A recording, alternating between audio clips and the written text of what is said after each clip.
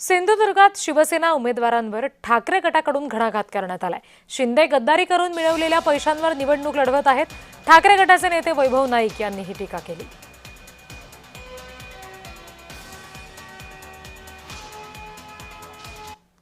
एकनाथ शिंदे यांनी जे गद्दारी करून जे पैसे मिळवले आणि त्याच्या बळावर ते निवडणूक लढवत आहे।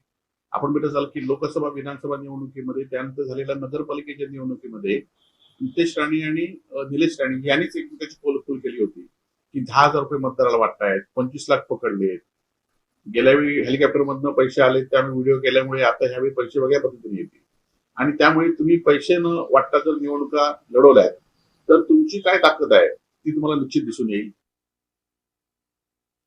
एकनाथ शिंदेना जे आजूबाजूला 2 राणे बसले आहेत त्यांनी एकाने सांगितलं नाही की उद्धव बाळासाहेब ठाकरेंनी जी रत्नसिंधू योजना आणली होती त्याला 150 कोटी रुपये दिले होते आणि हेच केसरकर त्याचे अध्यक्ष होते आणि आता वर्षभर ही योजना बंद आहे, या योजनेतले ऑफिस बंद आहेत, या योजनेतले कर्मचारी काढून टाकलेत आणि त्यामुळे त्याच्याबद्दल काय बोलत नाही।